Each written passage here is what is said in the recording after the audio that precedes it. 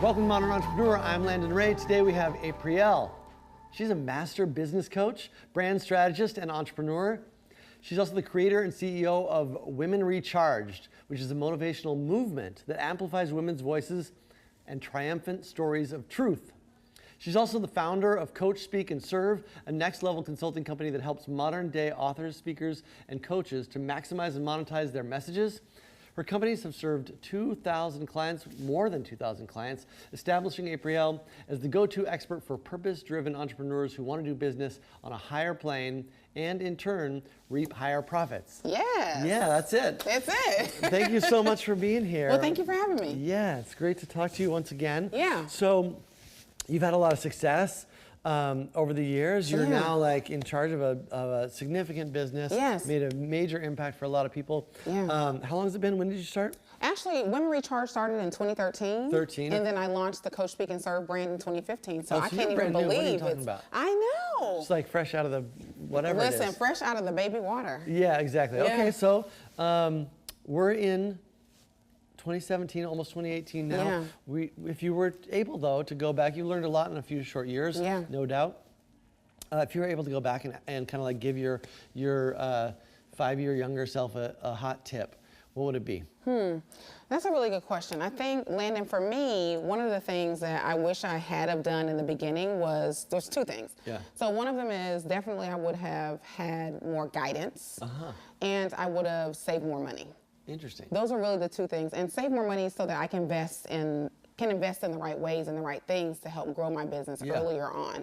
So, you know, those are the things that I really wish that I had at that time was, who's the right mentor or coach for me to help me mitigate mistakes, right? And minimize as much as I can so I can kind of fast track myself as much as you can, right? Because there's always going to be mistakes that you make. Totally. And then I would have invested, you know, then I could have had the guidance to make the right investment. So, you know, what softwares do I need? Do I need to join a mastermind? Do I need, you know, to travel to this event to learn this? Yeah. You know, and those sorts of things. So that tip sounds like it's you know, something that you learned from maybe some hard experience. Yeah. What would you like? How do you find the right guide, or you know, like it's hard to know who to trust. It really is, and I think, and that's one of the biggest things, and that really is why I created Coach, Speak, and Serve, and that's really where it came from. For me, I don't want to say I wasted money, right? Because, you know, this is life, and these are lessons that we learn, so nothing goes for naught. You know, but I wish that I have.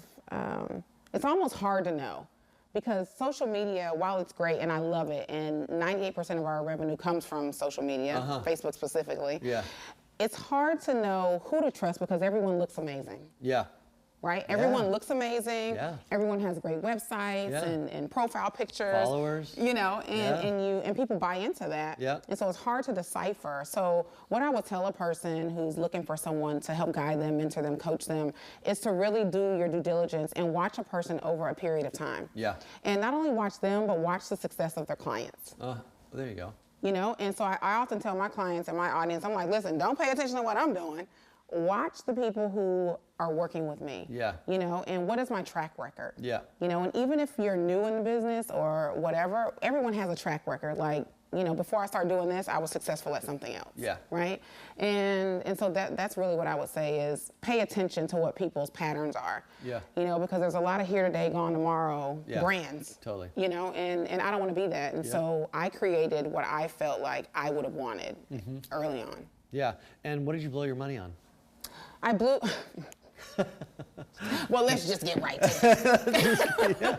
I mean, we're talking about shoes. We're talking about gambling. Hell no. Can we say hell? So no to gambling. Shoes. You know, I don't know. Y'all tell me. I think. You know what? To be really honest, I don't blow. Well, you said your thing would have been to save more money. What would you have saved? What would you have not spent the money on? Okay, what would I have not spent the money on? Travel. Oh, really? Oh, so just literally like suck it up for a few years, because you need a little nest egg to get going. So, and that's what I actually did. So when I came to the realization that, and this was a realization I came to in 2011 when I wrote my first book, was the year before I started my business, I took 9 vacations. Yeah, that's a good year. And what I realized was I was trying to live the life. I wasn't trying to on purpose, but I was living the life that I couldn't afford to live. Yeah. So it's not like I was in debt over it, but I could have used that money for other things. Yeah. You know, I could have hired staff, I could have done this or that, but instead I was spending the money on vacation because I love to travel. Yeah. And so I put myself on restriction. And I didn't go on vacation for like 3 years. Oh, wow. And I said, you know, when I look at the money I'm spending on vacation, I could really be doing, you know, so much in the business. And it wasn't that I didn't deserve to go on vacation, but from a standpoint of what is the reward? What am I rewarding myself for really? Like, if you don't meet your milestones, you don't even deserve it. Why did you even buy the dang on car? You know what I'm saying? Like, are we just spoiling ourselves and just going into debt for no reason? It's like, what is the reward? Because the reward enough isn't just that we get a little money, right? Like, it's got to be that we're meeting our objectives in the business. And so I like to test myself and say, okay, when I do this launch, if we meet all of our... We hit this goal. Exactly. Then, like, for example, I'm working on, you know, as a partner with Ontraport, I have a specific dollar amount goal I want in my account every month. From you in this company because I've referred enough people. So that's a goal. Good. That goal is paying for my Tesla. Oh, awesome. That is my kind of girl. You know, that goal is paying for the Tesla. And I can afford the Tesla today. But it pushes me to have something to strive for. You know, and I think everyone could have some level of that. You know, whatever that looks like. Paying off your student loans, hiring an assistant, whatever it is, right? Getting a new website developed, you know, paying for Ontraport for a year, whatever it is you want to do. I think that if we stop rewarding ourselves for having a goal and start rewarding ourselves for accomplishing the goal, I'm just saying. You know. Just saying. Awesome. So, so you've made a pretty big splash in a short amount of time. What is the skill set you think that you have that has enabled that? What is your unique? It's a dysfunction. Dysfunction. Actually. Your unique dysfunction is? My unique dysfunction is that I'm an Army brat.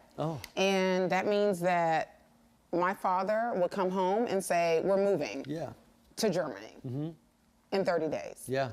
And then we'd move to Germany and we'd live there for a few years and he'd come home again and say, we're moving to America in 20 days. And so having to get up and reinvent yourself in all these places and leave friends behind made me resilient and adaptable. And it also helped me understand how to build and leverage relationships, which is why I am the queen of building tribes.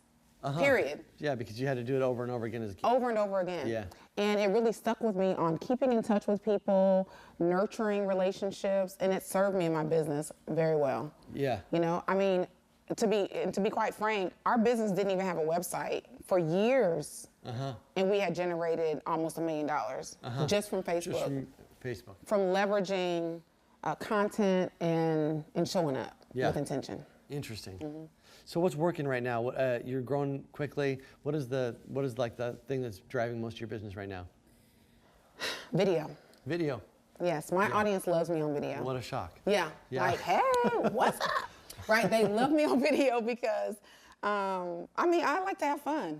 And I don't take myself too seriously, and I think people try to be perfect, and I'm not looking for that. I think perfection is for our individual ego, and purpose is for everyone else. Everyone else is looking for you to be purposeful in their life. So are you giving me purposeful content? Are you giving me things that I can actually implement? Or are you just up here for fluff, right? So my job is to be purposeful, and as long as I'm doing that, it's continuing to work. You know, so it's about about connecting. I'm literally in launch right now. Like, I did a webinar last night. I launched a program last night. I mean, I'm recording videos on top of being here and doing and fulfilling my obligations and having fun with all of you guys. And it's just a part of the whole pie, you know. And you know, I stopped at Ontraport yesterday, and I did a video interview with Megan. And we talked about live streaming, and we talked about developing deeper relationships at events. You know, and why we do events, why you do them, why we do them. And I think things like that is what sets me apart. Is the willingness to think outside of the box and or to recognize that there really isn't a box. Like, you can do what you want. You know, And it's inspiring.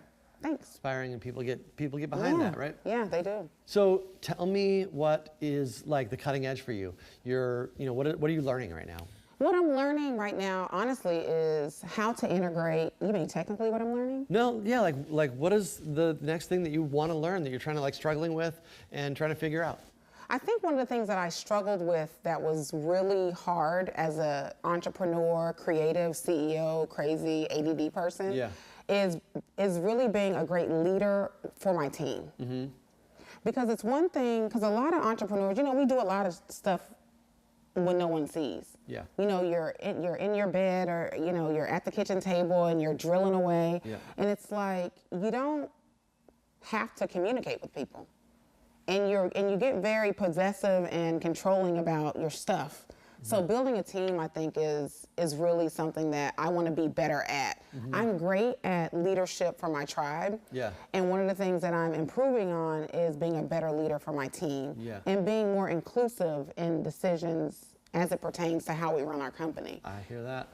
Because it is hard, because it's not a dictatorship. I don't want to be like, you got it. We all have to do this together. In order to make it work, and I want them to be happy that they're a part of, How many people are on your team now? 4. 4 people, mm-hmm. Yeah. So this is the thing, is the between 4 or 5 and a dozen people is where you have to figure that out. Yeah. Right? That's what everybody figures out. It's you actually can't. You're going to start doing so much stuff that you can't do it yourself. You can't. And you gotta figure out how to kind of let go and get people, included, because you're a force of nature, and it's easy to drive a lot of stuff early on, right? Yeah. But pretty quick, it's not all about you anymore. No, it's not. Uh-huh. And then it's interesting, because then it's like it becomes a real company. Right. So even though technically on paper it's a company, it's like you don't feel like it's a real company, because you're either not paying yourself, you're not doing this, things are raggedy on the side, people don't know it because you're kind of drilling away, and then you start to grow and scale, and then you recognize that, there's deficiencies, in your operation, and you got to fix it if you want to go, higher. Yeah. So. And I have to compliment you. I love your company. I think it's awesome. Yeah, me too. And I think that I like the way that you all do business. I like the family type feel that you have. It's like little Google. You know what I'm saying? Google's it's a monstrous situation, right? And and I like the environment and the energy that we live and work here. Yeah. We don't just work here. Right. And so, and I really love that. When I came to the campus, there was kids running around, and I was like, where are these kids coming from? And I was talking to one of them, and she just ran right by me. It was hilarious. Yeah. And I was like, whose kid is this? And their mom came, and she was like, that's my kid. She likes to run, and you all were at lunch or something, and they were visiting, because you have the child care on campus. Daycare, we do, yeah. That's a big deal. So I want my company to be like that. Yeah. I want my team to feel empowered to do their job and to have fun, you know, and to feel like, it's a place that they can call their second home. Yeah. I think that's really important. Yeah. Awesome. And so you're just getting started, but so it may be hard to think forward a decade or 2 or 3, but what would you like your legacy to be? My biggest piece of who I am is I'm an underdog, right? I dropped out of high school. I don't have a college degree. Yeah. I have no desire to get one. Yeah. I don't have a GED. Yeah. I have no desire to get one. Uh-huh. I like who I am because it says that I am the epitome of no excuses. Mm-hmm. You can't come to me and say, I'm scared, I had this childhood, I had this, I don't have a college degree, I don't have this certificate. You can't say that to me and use that as the reason why you can't do something. Yeah. You just can't, because it's bullshit. And I think that our drive and our actions and what we decide to do every day makes a difference on the impact that we can potentially make. Yeah. And not only in the lives of other people, that's important, but in our own, lives as well. So for me, it's important that people know that the underdog can win. Yeah. And that you can come from wherever, you can look like whatever. Listen, I'm a double minority. It's no surprise. I'm chocolate, right? I'm a female, and you can still do stuff. Yeah. And you can do big stuff. Yeah. And it can be amazing, and you can make a lot of money helping a lot of people. Yeah. So awesome. So we live in this modern moment where business is changing so fast. Yeah. We named this thing Modern Entrepreneur to try and get perspectives on what that means. Yeah. What does it mean, do you think, to be a modern entrepreneur? What are the opportunities that are unique to this time? What are the responsibilities? Yeah, I think modern entrepreneur, to me, it means that you are open and receptive to what's happening now, what's innovative, what is different.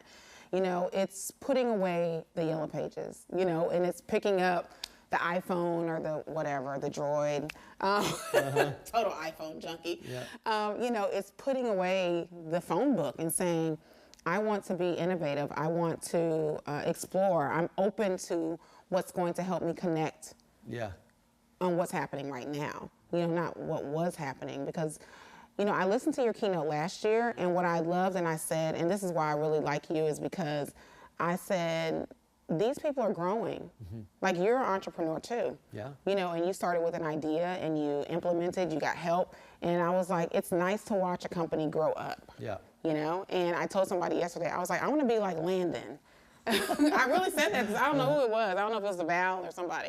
You know, I was like, because you want to watch and you want to be with companies that are also growing where you can see their growth. Yeah. It's like, man, you guys remember when we were in that so-and-so and, you know, we did this, and remember when we was in this one little room and, you know, we were all trying to talk on the phone. Like, it's real. You know, like people doing real stuff. Yeah. Yeah. And so yeah, I think being a modern entrepreneur is being open to what's new. Yeah. And not allowing yourself to get stuck in what's comfortable, because technology is accelerating. Yeah. You know, and it's just moving very quickly, and we got to get with it, or else we're going to get left behind and leave a lot of people behind in the process. Well, there you go. Aprille, thank you so much for being here. Will you sign our wall? I will sign the wall. It has been a pleasure.